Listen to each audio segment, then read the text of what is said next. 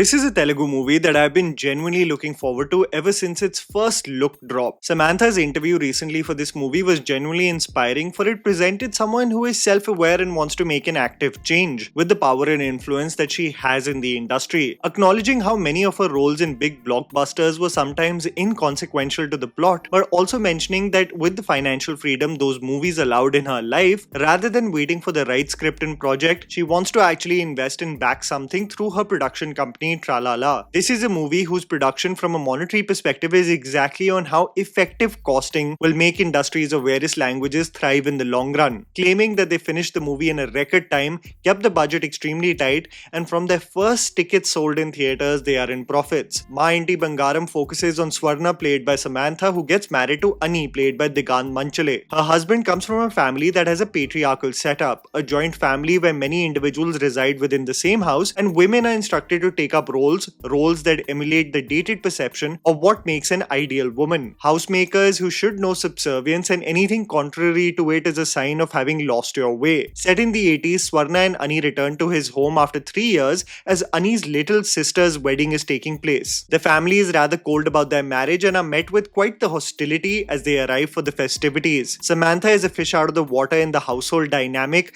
pitted against the other ideal daughter-in-law who can do no wrong, and this adjustment process are the initial moments of Maa Inti Bangaaram. The movie really kicks into full gear when it is revealed that Samantha is no ordinary subservient daughter-in-law. She is physically capable and willing to protect her new family at any cost. Her past comes to haunt her new family, and the political affiliations of the patriarch also produces new enemies. What is Swarna's past? How is she so capable physically? And why is Gulshan Devaiah hell-bent on ruining her new life and family forms the basic premise of this entertaining and well-made Telugu film. I should have known that if Raj is associated with the project with the story and screenplay credit, then there is at least going to be something interesting, if it's not a home run. Here's me telling you the good and bad aspects of the film so that you guys can ultimately decide whether to watch Maa Inti Bangaaram in theaters or not. The underwhelming aspects. Speed run of origin story and dubbing in portions. One of the biggest demerits of this movie that stalls it from being great and it makes everyone conclude that it's just a good film is the manner in which the origin story of Samantha is etched out. You feel mixed feelings about the manner in which this is explored in the movie because you are glad that it doesn't spend ample amount of time exploring it, in turn sabotaging the brilliant manner in which the plot is explored, but the film speed runs through the origin story in such quick fashion that it's tough to decipher when exactly did Samantha's moral conscience kick in to let go of these violent tendencies. The origin story is conveyed by Samantha through the means of a narration. The narration is juxtaposed with visuals of the past that includes action sequences, sabotage, control, and mind games, among many things. And I felt like what her past genuinely stood for in society and how it was something morally she did not want to align with is rather haphazardly presented. You get the gist of it, but you don't feel the emotional trauma that she may have underwent because, as I mentioned, you speed run past it. There are also moments where some of the dubbing or dialogue delivery seems slightly odd in quality, especially when portions have been shot in exterior locations. This is especially true for Samantha engaging in a brilliant action scene in the forest at night, and the quality of sound almost seemed to come out of a tin can and not match the visuals of when she says it. I am absolutely glad that it is not dispersed throughout the film, and most importantly, it does not weigh down the overall quality of the movie. Subplots not fleshed out. Everyone is extremely split about the character of Karuna, played by Gulshan Devaiah. This is an actor who is one of my favorites. The man has just an ease in front of camera that I am a fan of. I personally think that Gulshan absolutely killed it with what he was handed over, but he was slightly screwed over by the writing. In order to make your lead character shine, the villain genuinely needs to be menacing and intimidating. There is one particular scene in which Gulshan truly showcases his ability as an artist, which I will come to later, but the makers engage him in subplots that can be frustrating because they don't go anywhere. There is a potential subplot created where Gulshan utilizes the political enemy of Samantha's father-in-law to his advantage, but this subplot goes nowhere other than some frustrating whining and shouting. There is also this odd creative choice made by the film where Swarna is in the process of protecting her family, but it is Karuna's voice that is haunting her, shifting her focus, sabotaging her plans. There was a lot of potential in exploring this twisted relationship relationship, how one feels compelled to engage even with individuals you may have a dark past with, but because Swarna's origin story goes through almost like a quick montage, you don't really feel the dread or the emotional despair. I wish from a writing POV they let Gulshan's character breathe a bit more. It would have allowed for this movie to elevate to become an absolute knockout. The good.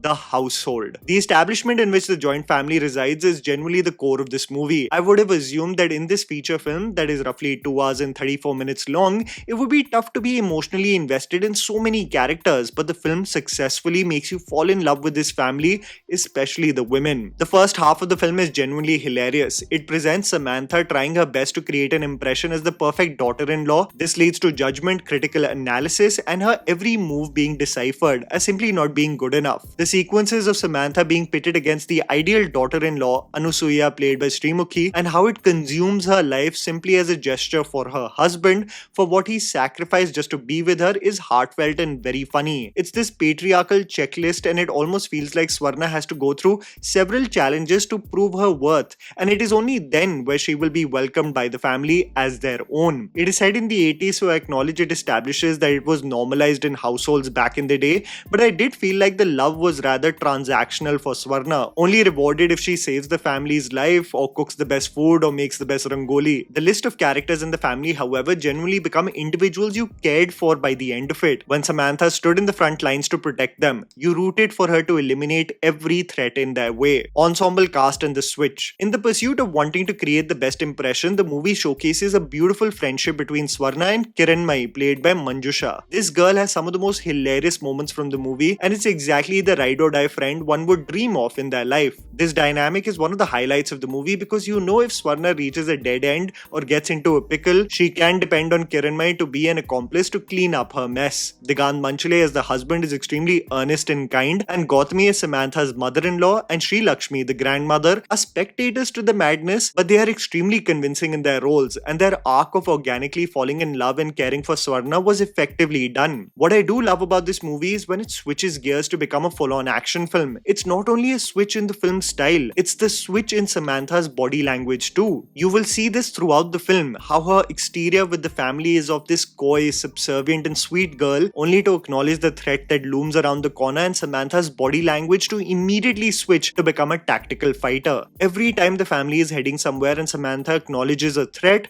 her strut and gaze completely changes, and you know things are going to get wild afterwards.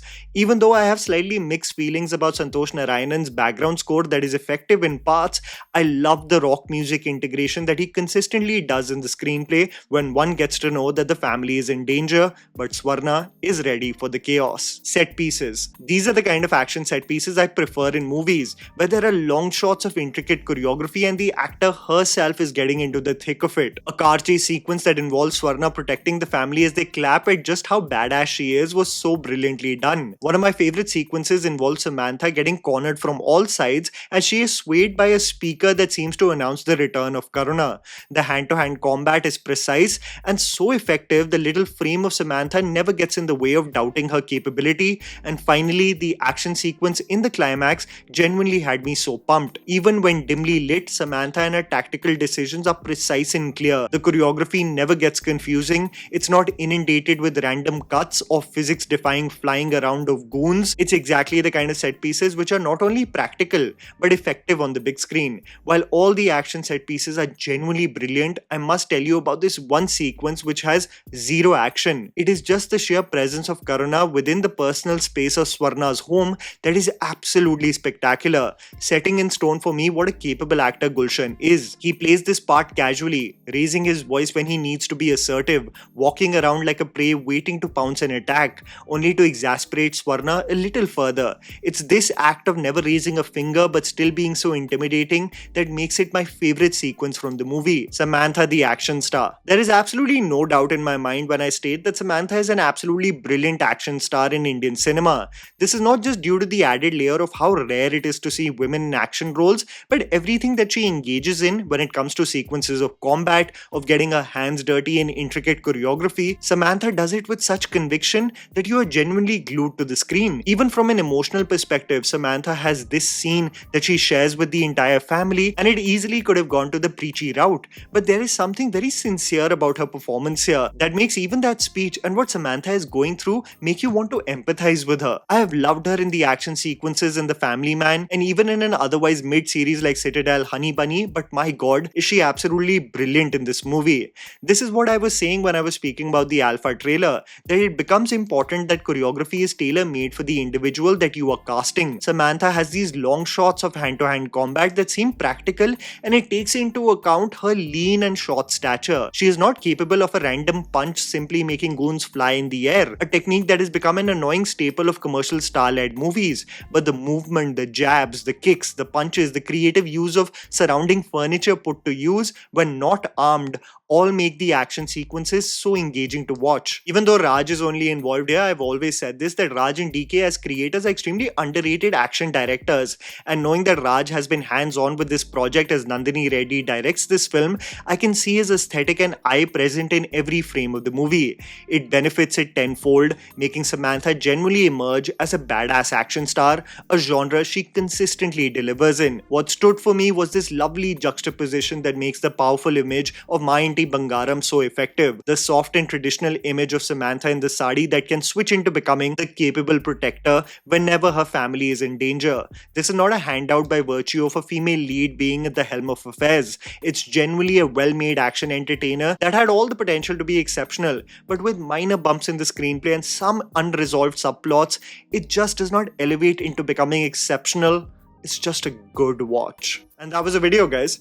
Write down in the comments below what you thought about Maa Inti Bangaaram. Please don't forget to follow me on Instagram. The handles are right in front of you. Follow me at JammyPants4. Also, please support us by smashing the like button and subscribing to our channel for weekly content ahead. Thank you for watching.